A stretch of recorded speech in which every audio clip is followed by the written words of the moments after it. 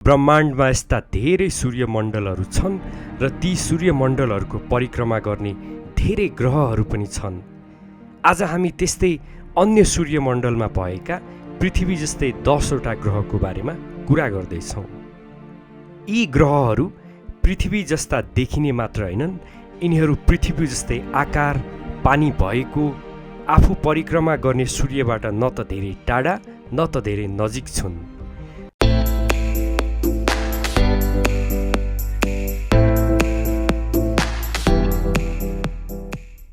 ग्रह भनेको के हो? यो प्रश्नको उत्तर हामीले दिनै पर्दैन। तैपनि छोटकरीमा भन्नुपर्दा ग्रह भन्नाले सूर्य अथवा अन्य कुनै ताराहरूको चारैतिर परिक्रमा गर्ने खगोल पिण्डहरूलाई ग्रह भनिन्छ। हाम्रो सूर्यमण्डलमा पहिले 9 र प्लुटोलाई हटाएपछि अहिले 8वटा ग्रहहरू छन्। तर यो ब्रह्माण्डमा यस्ता धेरै सूर्यमण्डलहरू छन् र ती सूर्यमण्डलहरूको परिक्रमा गर्ने धेरै ग्रहहरू पनि छन्। आज हामी त्यस्तै अन्य सूर्यमण्डलमा भएका पृथ्वी जस्तै 10वटा ग्रहको बारेमा कुरा गर्दैछौँ। यी ग्रहहरू पृथ्वी जस्ता देखिने मात्र होइनन्, यिनीहरू पृथ्वी जस्तै आकार, पानी भएको, आफू परिक्रमा गर्ने सूर्यबाट न त धेरै टाढा न त धेरै नजिक छन्। पृथ्वी जस्तै हो भनेर भन्न ती कुनै ग्रहलाई सबै गुण र आवश्यकता अनिवार्य लागू हुन्छन्। यी अवस्थाहरू अनिवार्य छन् कि कुनै ग्रहमा जीवको विकास हुन। अब यति भूमिका पुर्याएपछि ती ग्रहहरूको बारेमा संक्षिप्त रूपमा जानौँ। आजको सूचीको 10औं नम्बरमा पर्छ केप्लर 438b।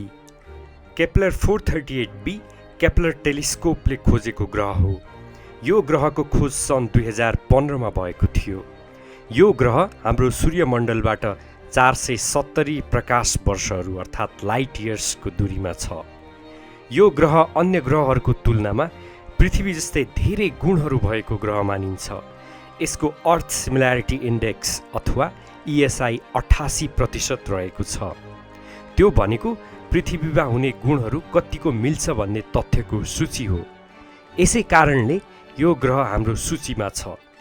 यो ग्रह हाम्रो पृथ्वीभन्दा मात्रै 12%ले ठुलो छ र यसमा पृथ्वीभन्दा 40% धेरै प्रकाश आउँछ भन्ने कुराको खुलासा भएको छ। यस्तो हुँदा पनि यो ग्रहको वायुमण्डल भने हाम्रो पृथ्वीको वायुमण्डलभन्दा अलि फरक छ। तर पनि यो ग्रह हाम्रो लागि एक सम्भावित नयाँ घर बन्न भने सक्छ। आजको 9 नम्बरको सूचीमा केप्लर 452b पर्छ। केप्लर 452b पनि केप्लर टेलिस्कोपले खोजेको एउटा नयाँ ग्रह हो। यसको खोज 2015को जुलाईमा भएको थियो। यसलाई सुपर अर्थ भनेर पनि चिनिन्छ, किनभने यो हाम्रो पृथ्वीभन्दा 5 गुणा धेरै ठुलो छ। यसका साथै यसले आफ्नो सूर्यको परिक्रमा 385 दिनमा गरिसक्छ। तर यसको ठुलो आकारले गर्दा यसमा गुरुत्वाकर्षण पृथ्वीभन्दा 2 गुणा धेरै छ र ठुलो आकारले गर्दा यसले धेरै सूर्यको प्रकाश पाउँछ। यसले गर्दा यो हाम्रो पृथ्वीभन्दा तातो रहेको मानिन्छ। हामी यस ग्रहमा पुग्न सक्षम भयौँ भने यस ग्रहले जीवको विकासको लागि एउटा नयाँ घरको स्वरूप दिन सक्छ। यो पृथ्वीभन्दा 45,000 लाइट इयर्स टाढा छ।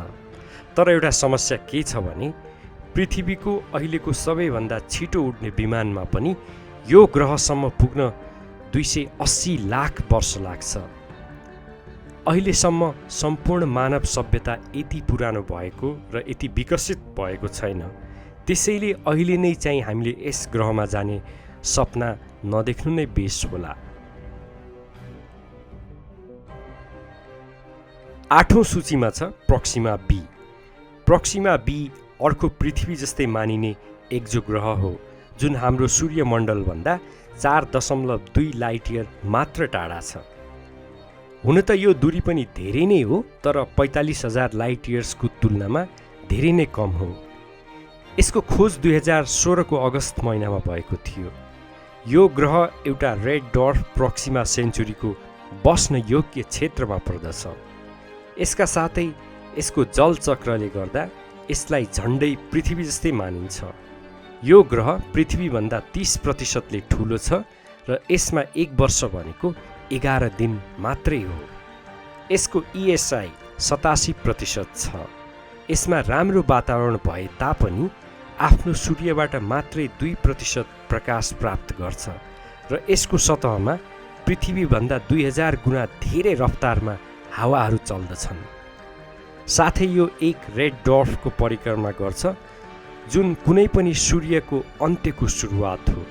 त्यसैले यो ग्रह पृथ्वी नै धेरै समय लामोसम्म बाँच्ने सम्भावना छ। Kepler 186f।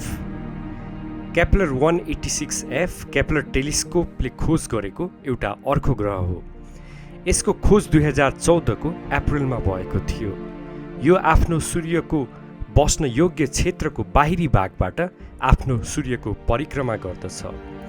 यो हाम्रो सूर्यमण्डलबाट 500 लाइट इयर्स टाढा छ। यो पृथ्वीभन्दा 10%ले मात्रै ठुलो छ र यसको रेडियस पृथ्वी जति नै छ। यसको 1 वर्ष भनेको 130 दिन हुन्छ र यसको अर्थ सिमिल्यारिटी इन्डेक्स 61% छ। यसले आफ्नो सूर्यबाट 33% मात्रै प्रकाश प्राप्त गर्दछ र यसको 1 दिन हप्तौँसम्म चल्दछ। यसबाहेक भने यो पृथ्वीभन्दा धेरै फरक छैन। सूचीको 6औं नम्बरमा रहेको छ केप्लर 62f। केप्लर 62f को खोज 2013 को अप्रिल महिनामा भएको थियो र यसलाई पनि सुपर अर्थ भनेर भनिन्छ। यो आफ्नो 70 अर्ब वर्ष पुरानो सूर्यको बस्ने योग्य क्षेत्रबाट परिक्रमा गर्छ।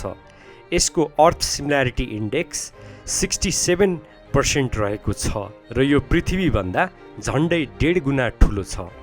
यसको साथै यसले 41% प्रकाश प्राप्त गर्दछ, तर यो एक टाइडली लक्ड ग्रह हो, अर्थात् यसको सूर्यपट्टिको भाग अति तातो र सूर्य नभएको भाग नै चिसो र अति अँध्यारो हुन्छ।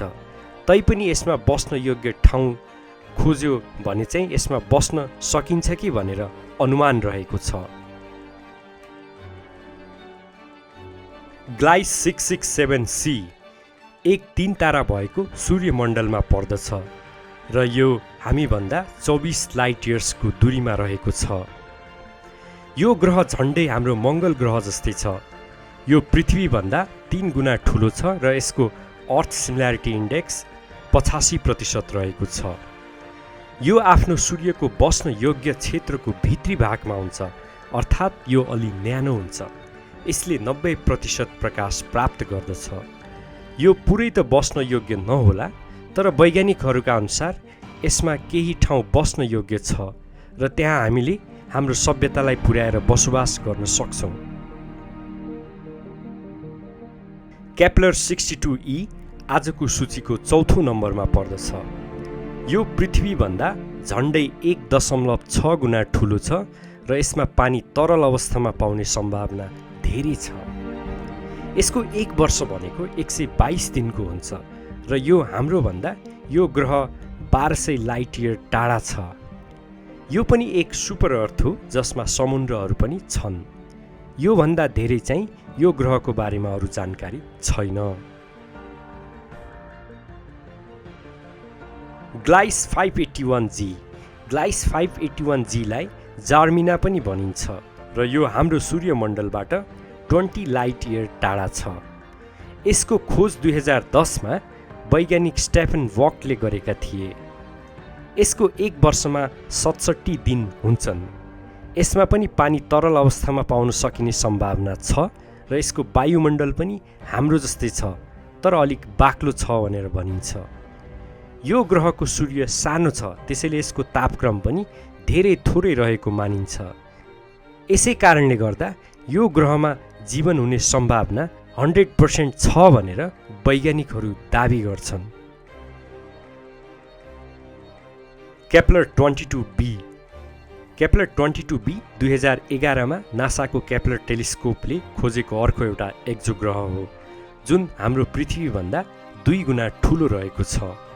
यसको अहिलेको सबैभन्दा कम तापक्रम भनेको -11 डिग्री सेल्सियस नापिएको छ भने यसको सबैभन्दा राम्रोमा उच्च तापक्रम 22 डिग्री सेल्सियस नापिएको छ। यिनै कारणहरूले गर्दा यो ग्रह हाम्रो लागि एक उपयुक्त ग्रह मानिएको छ। यो ग्रह हामीभन्दा 600 लाइट इयर टाढा छ र यो ग्रहमा परजीवहरू छन् भन्ने अन्दाज पनि गरिएको छ, तर अहिलेसम्म त्यसको बारेमा कुनै प्रमाण भने भेटिएको छैन। हाम्रो सूचीको 1 नम्बरमा रहेको छ मार्स। कयौं लाइट इयर लगाएर टाढा जानुभन्दा हामीभन्दा नजिकको मङ्गल ग्रहमा हेरौँ न। यो ग्रहमा हामीभन्दा अघि नै एक परजीवीको प्रजातिले बसोबास गरेको छ भन्ने अनुमान गरिन्छ। कसैले अहिले यो ग्रहमा जीवनको विकास हुँदैछ भन्ने कुरा टिप्पणी पनि गर्छन्। जे भए पनि यसमा पानी छ भनेर मानिन्छ। यसले गर्दा मङ्गल ग्रह हाम्रो लागि पृथ्वी जस्तै ग्रहहरूको सूचीमा 1 नम्बरमा पर्दछ। अहिलेसम्म मानिसले पृथ्वीमा बसेर धेरै पृथ्वी जस्तै ग्रहहरूको खोज गरिसकेको छ र अझ गर्दैछ, तर मानिसलाई त्यही गएर बसोबास गर्न धेरै समय लाग्छ र धेरै समस्याहरू भोग्नुपर्छ भन्ने कुरा प्रष्ट छ। तर पनि विज्ञानले गरेको यही धेरै विकासलाई सम्झेर हामीले सलाम गर्नै पर्छ। तपाईले भविष्यमा माथिको सूचीमध्येको कुनै ग्रहमा जाने मौका पाउनु भयो भने तपाईँ कुन ग्रह रोज्नुहुन्थ्यो? हामीलाई कमेन्टमा लेखी पठाउनुहोला। तबसम्म विश्वज्ञान हेर्दै गर्नुहोला।